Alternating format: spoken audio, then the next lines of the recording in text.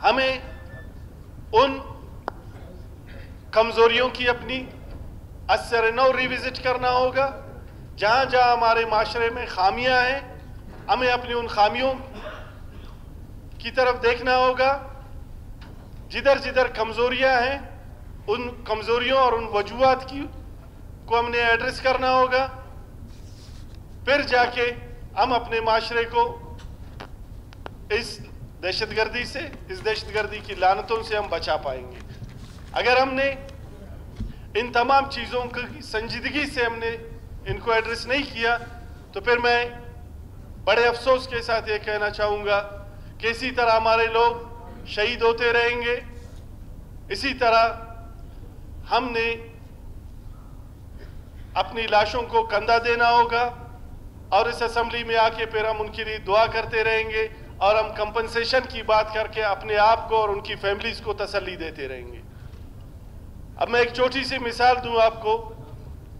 हमारे हज़ारा कम्युनिटी के दोस्त यहाँ से जब ज़ियारत के लिए जाते हैं तो कोयटे से तफ्तान तक इस रोड पे कर्फ्यू का समा होता है, तो क्यों ना उन चंद जो शरपसंद अनासिर हैं उन पे काबू पा के हम इनको भी मुतमईन कर दें कि आज़ादाना ये अपनी ज़ियारतों पे, अपनी मजहबी रसूमात पे जाएं। हम इस पूरे रूट पे बसने वाले उन तमाम लोगों को रिलीफ क्यों ना दें जो इस रूट लगने की वजह से तकलीफ के अमल से गुजरते हैं। हम एक जो बाहर जो इनकी हालत है, कोयटा शहर में जब इंटर होते हैं तो जब लखपास के टनल को ये क्रॉस करते हैं तो ये मरियाबा तक ये पूरा रूट सील रहता है। 3-3 घंटे लोग वहाँ पे इंतज़ार करते हैं सिर्फ चंद शरपसंद अनासिर की खौफ से। तो जिससे खौफ है उसको तो हम हाथ नहीं डाल रहे, जिसको काबू करना चाहिए उसको तो हम काबू नहीं करते हैं, बल्कि हम एक ऐसी फ़ज़ा क्रिएट करते हैं जिससे मज़ीद हमारे लोगों के दिलों में, हमारे लोगों के जहनों में, हमारे यहाँ पे बसने वाले लोगों में एक खौफ की फ़िज़ा पैदा हो जाती है। वक्त का ख्याल रखिए हुसैन भाई। ठीक है जनाब स्पीकर, मैं कोशिश मुख्तसर करूँगा। तो हमें बजाय इन फोर्सेस की मौजूदगी की, फोर्सेस का एक लश्कर हम जब मैदान में रोड पे उतारते हैं, उससे जो एक खौफ और हिरास पैदा होता है लोगों में, उससे एक जो बेयकीनी की कैफियत सी पैदा होती है हमारे लोगों के दिलों में, उस बेयकीनी की कैफियत को तक़वियत देने की बजाय हमें उन चंद शरपसंद अनासिर का पीछा करना चाहिए। हमें उन चंद शरपसंद अनासिर से अपने माशरे को पाक करना चाहिए। हमारे इस माशरे में अमन अमान खुद ब खुद बहाल हो जाएगा। बहुत शुक्रिया जनाब स्पीकर। सना बलोच।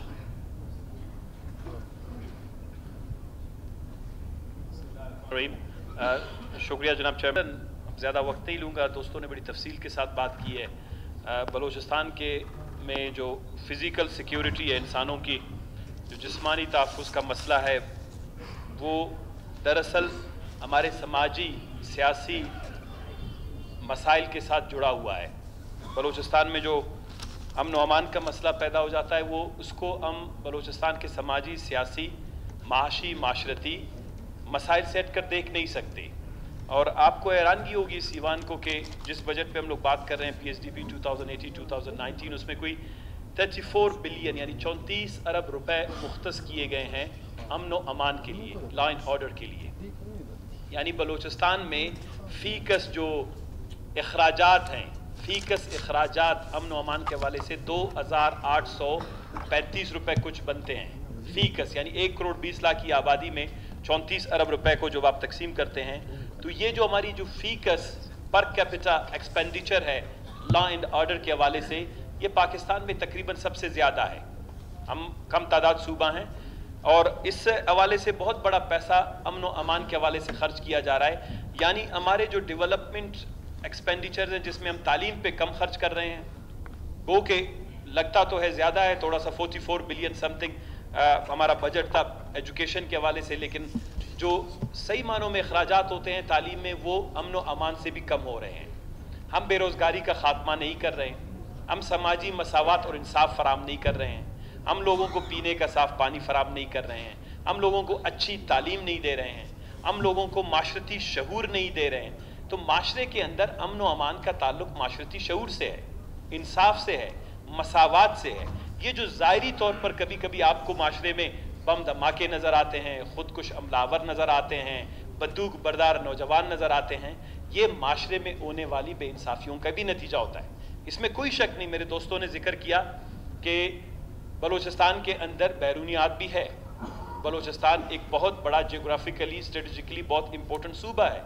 ہم بہت بڑا بارڈر شیئر کرتے ہیں افغانستان اور ایران کے ساتھ. ہم میں ہماری اکنامک پوٹینشیل بھی ہے, لیکن ہم نے کبھی جو ہیومن سیکیورٹی ہے ان اسپیکٹس کو جو ہے نظر انداز کیا ہے. جب تک بلوچستان میں ہیومن سیکیورٹی کے ایلیمنٹس, جناب چیئرمین, وہ اکنامک ایلیمنٹس ہیں, اس کو 7-8 ایلیمنٹس میں ایک سب سے بڑا ہے, اس کو کہتے ہیں معاشی نکتہ. بلوچستان میں آپ نے جب تک معاشی طور پر اکنامکلی بلوچستان کو ویل آف یا ترقی یافتہ نہیں بنایا, آپ کی ہیومن اس بیس کو سمیٹ لیں.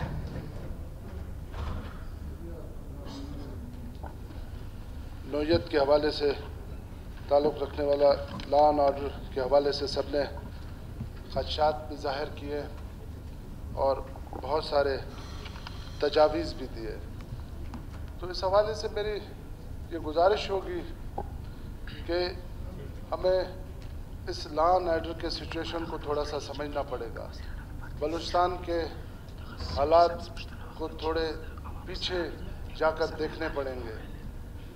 پچھلے 8-10 سالوں میں یہاں لا اینڈ آرڈر کا سچویشن بے انتہا خراب رہا. جس طرح ثنا صاحب نے کہا کہ پچھلے ہمارے کچھ پالیسیز کی وجہ سے یہاں پر معاملات ہمیشہ غلط ٹریک پہ گئے, جس کی وجہ سے حالات کچھ اس طرح پیدا ہوئے. لیکن اس کے ساتھ ساتھ اس بات کو بھی اپریشیٹ کرنا چاہیے کہ 2-4 سال سے اب وہ حالات اس طرح کے نہیں ہیں. اب اللہ کی مہربانی سے کافی بہتری آ چکی ہے.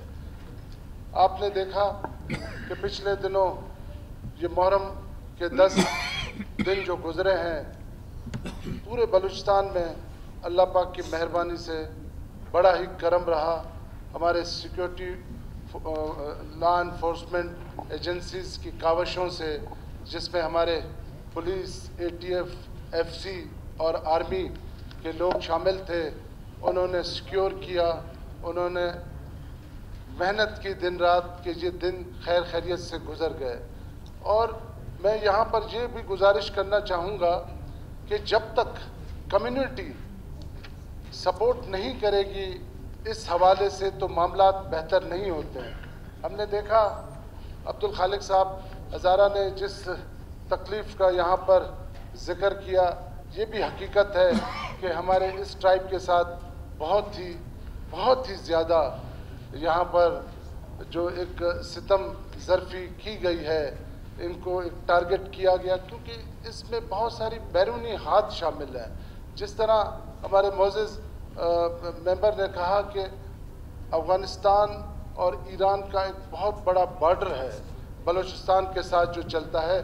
فینسنگ ہو رہی ہے, بارڈر فینسنگ ہو رہی ہے, اس سے چیزیں کافی بہتر ہوں گی. یہ جو ابھی 2 حالیہ واقعات ہوئے ہیں پشین کے اور قلعہ سیفلا کے, اس کے حوالے سے بھی میں یہ گزارش کرنا چاہوں گا کہ اس میں بھی ہم کافی آگے جا چکے ہیں. کچھ لوگ اس حوالے سے گرفتار بھی ہیں, انویسٹیگیشن بھی ہو رہی ہے, اور ہم پر امید ہیں جنہوں نے یہ واقعات کیے ہیں اصل ٹارگٹ تک انشاءاللہ تعالی بہت جلد ہم پہنچ جائیں گے. جنہوں نے بھی یہ ظلم اور زیادتی کی ہے, کسی حوالے سے بھی ان کو نہیں چھوڑا جائے گا, ان کو ضرور کیفر کردار تک پہنچایا جائے گا. تو ان سب چیزوں کو سمجھنے کی ضرورت ہے, اور آج ہم نیک نیتی کے ساتھ آگے جا رہے ہیں. میں یہ بھی گزارش کروں گا, ہمارے نیتوں میں یہ واضح ہے کہ ہم اس صوبے کے اندر امن چاہتے ہیں, سکون چاہتے ہیں, اور اس صوبے نے بہت سارے دکھ دیکھے ہیں, تکلیف دیکھے ہیں. یہاں کے لوگوں نے بہت سارے جنازے اپنے کاندھوں پہ برداشت کیے ہیں. اب آگے نہیں ہونا چاہیے. اور میں یہ بھی یہاں پر یہ بھی کہنا چاہوں گا کہ انشاءاللہ تعالی نیشنل معزز اراکین نے سیراصل بحث کی, اور وزیر داخلہ صاحب نے وہ تمام جو ضروری اقدامات اٹھانے ہیں اس پر بھی ایوان کو ایک حد تک آگاہ کر دیا ہے. تو میرے خیال میں اگر اس کو نمٹایا جائے, اس تجویز میں کہوں, پتہ نہیں میں اس کو رولنگ کہوں کیا کہوں, کہ وزیر داخلہ صاحب کو، ہماری حکومت کو، ہمارے سیکیورٹی اداروں کو پہلے اس کے واقعات ہوتے ہیں پھر ہم اقدامات اٹھاتے ہیں. واقعات رونما ہونے سے پہلے ہمیں کوشش کرنی چاہیے کہ اس طرح کے واقعات دوبارہ رونما نہ ہو، کیونکہ یہ ہم سب پر فرض ہے، یہ ہم سب کا ایک طرح سے فرض ہے کہ ہم لوگوں کی جان و مال کا تحفظ کریں، اور خاص کر پھر ان لوگوں کا جو خود ہی ہمارے محافظ ہیں. تو اس سلسلے میں انٹیریئر منسٹر صاحب آپ سے یہ ریکویسٹ ہے کہ آپ جتنی جلدی ممکن ہو سکے آپ قلعہ سیف اللہ میں، پشین میں ان لواحقین کے ساتھ خود جا کے ان کے اس غم درد دکھ میں شریک ہو، کیونکہ یہ ہماری روایات بھی ہے، اسلامی روایات بھی ہے، وطنی روایات بھی ہے. اور ساتھ ہی میرے خیال میں قانون کے حوالے سے آپ کو یہ اجازت ہے کہ آپ سردار صاحب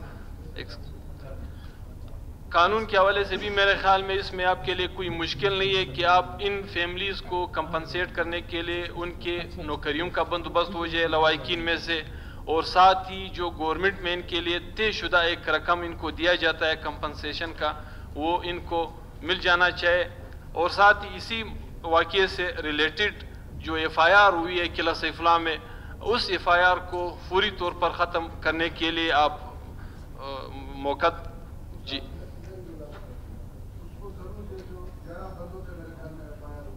اس کو بالکل دیکھیں گے. اگر یہ صرف ایک احتجاج کے حوالے سے تھا تو ضرور اس کو واپس لے لیں گے. اگر خدا نہیں احتجاج نہیں سیر صاحب آپ تشریف رکھیے، لیکن تھوڑا سا اس کو دیکھنے کی ضرورت ہے کہ وہ کس نوعیت پہ ایف آئی آر درج ہوا ہے. ظاہر ہے ایسے بڑے واقعات ہو جاتے ہیں تو لوگوں میں تھوڑا سا غم اور تکلیف ضرور ہوتا ہے، تو اس کی نوعیت کو دیکھتے ہوئے میں یہاں پر یقیناً انٹیریئر منسٹر صاحب اس طرح کے واقعات میں لوگوں کا اشتعال میں لانا ایک فطری عمل ہوتا ہے. یہ صرف